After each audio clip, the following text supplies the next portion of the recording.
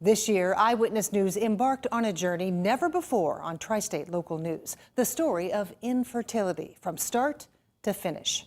Our own Eyewitness News photographer, Ashley Matulis, first suggested we report on this topic as she herself has been fighting infertility for years. She said people had no idea of the difficulty, the pain, and the heartbreak of couples not being able to have a baby of their own. She proposed we follow her through her one last chance in vitro fertilization, and she was adamant that we show what happens, successful or not. So here is Ashley's story in Hoping for a Miracle, the Christmas story. They have dust on them because they've been hanging in my closet for 6 years. After a lifetime of babysitting and loving kids, Ashley Matulis was finally ready to have a baby of her own. Or two. Whatever God wants to give us. Months earlier, she'd met Marc, the man of her dreams. We met online in January 2010. Met in person April 2010. They clicked immediately. Started dating. Moved in together really quickly. And wanted a lot of the same things. 3 kids or 4 kids. They got married. When we first started trying. But no baby, even a year later. Started really worrying about, okay, well, how long is this really going to take? And here we are 6 years later, and it still hasn't happened. So 6 years you've been trying? 6 years. Mm-hmm. Yep. Well, I was diagnosed at 13 with PCOS, which is polycystic ovary syndrome. Essentially, in a very small nutshell, my ovaries are covered in cysts. So that in turn makes my hormones all out of whack. Polycystic ovary syndrome is the leading cause of infertility in women. Basically everything is sitting in there and it just doesn't work. It's estimated 10% of women have PCOS. Many don't even know it. Common symptoms are weight gain, acne, thick body hair, and missed periods. In the past probably 7 or 8 years, I've had a period on my own 3 times maybe. Ashley's doctor put her on medications to induce and regulate her cycle, birth control pills, Clomid, Provera, even an insulin drug, metformin. Nothing was happening. So Ashley tried the next step, injections of HCG, the hormone that releases the eggs. And that one failed. So could it be Marc? They had him tested. Nothing with him. He checked out? He's fine. Perfectly fine in all aspects. So it is just me. So that's when I was done, because it's just, it's so bad. And there's nothing you can do. Now bear in mind, none of this is cheap, more than $6,000. Marc and Ashley are a blue-collar working couple, and they didn't have infertility coverage. You want it so bad, and there's nothing you can do to get it. Then, on a fluke, Ashley made a call to Boston IVF, the infertility treatment center at the Women's Hospital. I said, I'm going to tell you right now, I don't know why I'm calling you. I have no way to do any of these treatments. I literally just had to call you. It was during that 30-minute phone call Ashley learned Marc's company does have infertility coverage. Within 30 seconds, oh yeah, you have 100% coverage. Yeah. So that was an emotional day, because that changed everything. And now Ashley and Marc are setting out on a new journey to conceive a baby of their own through in vitro fertilization. This may or may not work, if it does, great. If it doesn't, then it just wasn't in the cards. But this is the last attempt, and I have to do it. Fish oil, so I take 2 of those a day. Prenatal, I take 1 of those a day. 4-til B12. About 20 pills a day. None of it is cheap. So we're probably looking at maybe at least $200 a month here. Just right there. Ordinarily. But it's worth it when you're on your last chance to have a baby. This is Dr. Griffin right in here. Hi. Ashley and Marc Matulis ease into their seats at infertility specialist Dr. Daniel Griffin's office, nervous but clinging to hope. Because you've been trying to get pregnant 6 years. and good things have not happened. Dr. Griffin knows that anxiety. It's the first thing when I see patients that I try to convey to them is that they're not alone, and this is very common. After dozens of questions, many of which are highly personal, Unwanted hair growth. Dr. Griffin opens up a whole new possibility. IVF stands for in vitro fertilization. The egg is fertilized outside of the body in the laboratory. After a certain number of days, the embryo is then transferred back. Would IVF be a good choice for us, do you think? I think it just depends on how aggressive you want to be. In terms of giving you the best chance of pregnancy, then IVF would be a better option, right? And so the journey begins with weeks of preparation, including ultrasounds, drugs, blood testing, and injections. Painful, bruising, emotional injections up to 4 times a day. It's tough not only on, your body and your emotions and everything else, but on a marriage. I mean, there's times where I'm sure Marc doesn't want to be around me. The goal? To stimulate Ashley's ovaries to do what they would never do on their own, allowing more eggs to reach maturity. Ironically, it's another needle Is that on my face? that brings relief. And we're going to do a couple points on the wrist, Dr. Corey Jones says by stimulating a certain remote part of the body, and the stomach. you can help regulate hormones. There's still a lot of mystery around acupuncture, but one of the main philosophies is that we're really treating the body from the inside out, and we're letting the body's own healing system activate. The medicine can only do so much. God takes over from there, and so, I mean, you have to try everything when it's your one and only shot. Coming up, the IVF procedure begins. We'll take you through it step by step, and we are there when problems arise.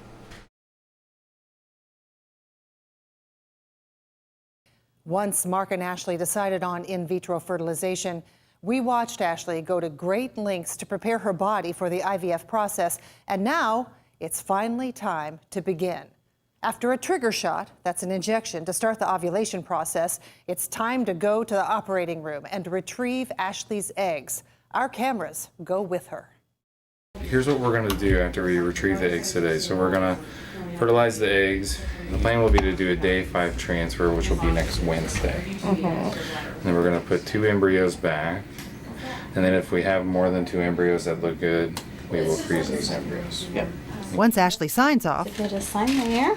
she's off to the OR, where the anesthesiologist gently sends her to sleep. Doing all right? Getting sleepy? And the work begins. Guided by an ultrasound, Dr. Daniel Griffin locates the follicles in Ashley's ovaries. Now, those are the dark circles you see here. You can see the needle penetrate the follicle. Dr. Griffin uses that needle to suck out the fluid. Inside that fluid are the eggs, hopefully strong, healthy, and prolific eggs. Does the egg that you have found, does it look mature? Now, that's been a major problem with Ashley's fertility. For weeks, she's been taking injections to help her eggs mature. Once removed, the fluid is deposited in test tubes. An embryologist inspects them, looking for the best eggs, counting them off. The black spot, the circle black spot is the actual egg. The rest of those cells around it are like the supporting cells. That process continues about a dozen times over.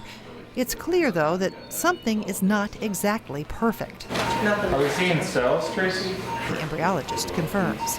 Correct, yes. Dr. Griffin continues, determined to find the best possible eggs for this last shot for Marc and Ashley. Stood over in that corner and looked around and I couldn't really read any. In the end, 11 eggs are retrieved, washed, and placed in petri dishes. Ashley asleep through it all. When she awakes, Dr. Griffin shares the news. I got 11 eggs, which is not as many as I was expecting to get. Dang it. I was hoping to get between like 15 to 20 based upon kind of what your I know. ultrasound looked like. We still have plenty of players in the game. Right? So we'll call you tomorrow. Tomorrow is the most important number, which is how many fertilized normals. Later that day, in the romantic setting of a petri dish, Ashley's 11 eggs are introduced to Marc's sperm, in hopes they'll hit it off overnight and nature will take its course. Now, the next morning is met with high hopes, but those hopes are dashed when the embryologist looks in the petri dish. Unfortunately, none of the eggs fertilized normally using that technique. Eggs and sperm, but none together. Not a single one. It didn't work. Tremendously disappointed Dr. Griffin says this happens only about 1% of the time, and it's not known why. He then had to call Ashley with the news. So when he said that none had fertilized, that was, at that point we were done. If he couldn't get my eggs to fertilize at all, then we were done, IVF was done. So that one had failed. Disappointment, anger, why, sadness. But Dr. Griffin was not ready to give up. There is a way still to give things a chance. I'm talking about rescue ICSI. When you hear the word rescue ICSI and you know that your eggs have been out of you for 24 hours and you know that Marc's sperm's been out, like everything's been sitting there for 24 hours and the clock is ticking. And Rescue ICSI is an attempt to save the fertilization process after Ashley's egg and Marc's sperm failed to come together in the petri dish on their own. We don't normally do it the day after the retrieval, but in cases like this, we would do it the day after the retrieval if we were able to. An embryologist helps the sperm find his way by actually injecting the sperm into the egg. It's not done as a rescue very often, and it is considered a long shot.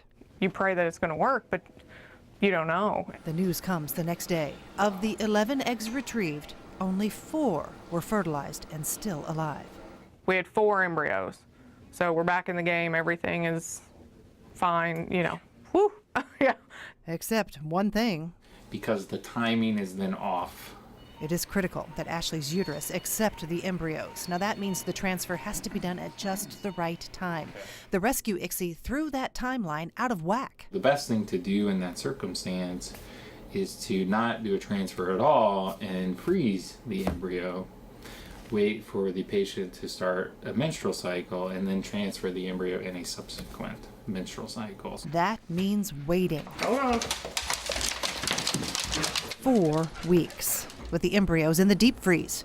The freeze and thaw means more risk. Oh, I was mad. I was so mad because, I mean, you get so low knowing that you don't have any embryos. For him to call you the day before your transfer and say, hey, we're not going to do it. All right, I've waited 6 years, so now I have to wait a whole nother month, you know, like, why? 1 long month later. Timing is back on track. How are you doing? I'm okay. Yeah. You know, it was about a month ago that we were here. I know. Ashley and Marc arrive for the next big step. So I have good news. Okay, we found out 2 embryos. They both survived the thaw. Transferring the 2 surviving embryos into Ashley. You can't see the embryos when we put them in, but you can see the sort of air bubble. Using a catheter, Dr. Griffin implants the embryos into the uterus.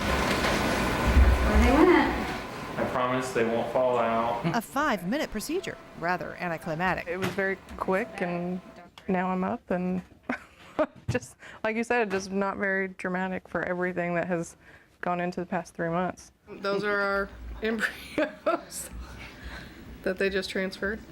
And now yet another wait. 9 days to know if all this worked. If Ashley is pregnant. Because you know they're in there.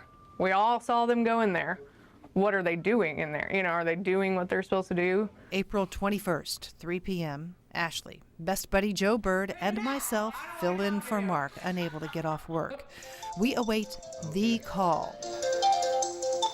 All of us, a bundle of nerves, all of us hoping for a miracle. So we got the results from your blood work back, and they are positive.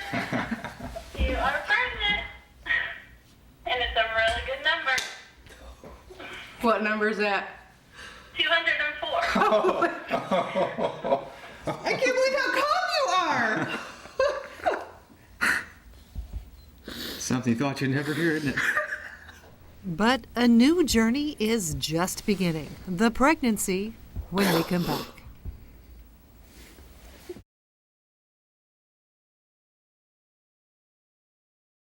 When we left Ashley, she had just learned her prayers were answered. The IVF procedure worked, but that's just the beginning. A new set of nerves takes over Ashley Matulis as she settles in to get her first ultrasound. Stay right in here. Since learning, after years of failed attempts, she is pregnant. Okay, we'll see what we can see here. Just wanting, needing to hear that heartbeat, an assurance that all is well. But wait for it. Ready? Yeah. There's 2 babies. 2 babies. 2 babies. There's 2 babies, Ashley. 2 babies. That's right, not 1 baby, but 2. I couldn't help but cry, you wait so long and then you're finally pregnant, which is great, and then you have 2. It's just, we're excited, blessed for sure. And then, several weeks later, another surprise. Her baby B is a boy. Okay, 1 down. What about the other? Her baby A is a girl. That's what I've always said. A was the girl and B was the boy. It's getting harder and harder to bend over. Ashley's pregnancy progressed surprisingly uneventful until The time that they sent me, I had only gained about 4 pounds and I was almost 25 weeks pregnant. baby B was only weighing in at 1 pound, while baby A was about 2 pounds. Then Ashley failed her gestational diabetes test. Those problems sent Ashley to the high-risk doctor. We tend to do additional monitoring and testing due to the increased risk of stillbirth and other complications. I was always worried about losing one twin or another. The doctor prescribed metformin and insisted Ashley watch her sugar and carb intake. It's all about keeping those babies in. My personal goal has been to keep them in until at least 35 weeks. The longer they cook, the better. Okay, so A's head's here, B's head is up here in your ribs. There's a foot, actually, right here that's in front of his face. Oh. Oh, he just kicked. On this day, we are getting an up-close look at baby A. Part of that little smile. There's a chin. This is part of an arm. And baby B. Can you see the little eyelids right there? I'm feeling okay. Every day seems to get a little bit harder to do day-to-day things, such as breathe or eat or get comfortable. I have been blessed enough to be able to experience something that I never thought that I would experience. Now, 34 weeks after it all began in a petri dish, the babies are both over 3 pounds and getting ready to make their grand entrance. Very happy that she's at 34 weeks, especially with twins and all the other issues that have arisen during her pregnancy. But we certainly hope that she can get as close to term as possible. But babies generally do well at 34 weeks. Over the last 6 years, there were many days Ashley thought this moment would never come. And now? Car seats are in the car. Hospital bags are packed. Everything's ready to go, just waiting.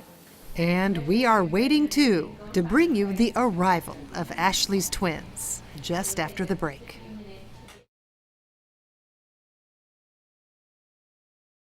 At 34 weeks pregnant, Ashley was hoping to go a little bit longer to help the twins develop more fully. But those babies and her body had other plans. And be advised, we are going into the delivery room and you will see the birth as it happened. So this may not be appropriate for everyone. I woke up at 8 and still had the headache, and it was even worse. So I took my blood pressure and it was 142/94.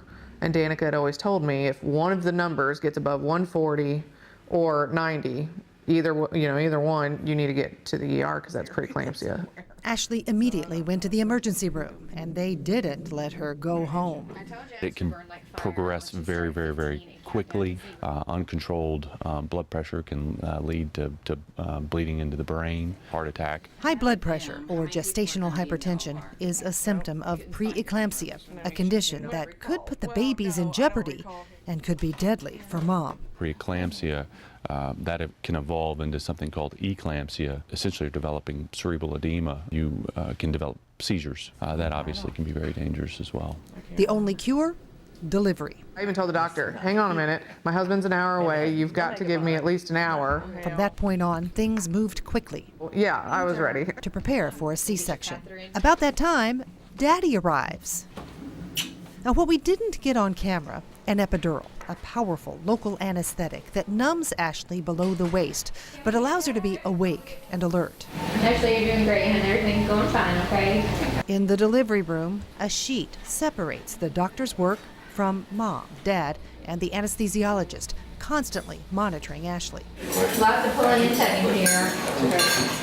2 doctors are on this birthing process. Ashley's OB/GYN, Dr. Danica Wilking, working with her partner, Dr. Melissa Reisinger. Really? It wasn't easy, but before you know it, Hello. You can have one. Oh, I see you. She's already crying and she's all the way out. Welcome to look up there if you want to see her. You got just her head here. And go for those shoulders. There we go. Hello. Yeah, tell me about it. So we're gonna take a peek at Mom over here. Hey, Mama. Say hello. All right. One down, one to go. You're doing great, honey. Everything's going fine. Now for number 2. Here we go. Hi, Preston. Here he comes. Baby. 1352. No! 52. Get rid of all that junk. Yes. All right, Mama, we're coming around one more time. Hello. Look at those eyes open already. Keep them tight, just make sure. Both babies swiftly taken by nurses into the next room to be cleaned up, checked, double-checked, weighed and measured, and checked again. Daddy right beside them, but not quite knowing what to do with these tiny little miracles. You're more than welcome to touch him. He's sweet as can be. It doesn't take long to get the hang of it. Hi, Preston, bro.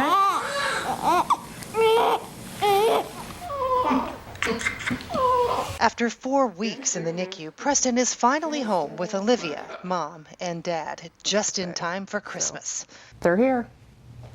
They're little miracles, and they're healthy as can be, so we couldn't be any more happier.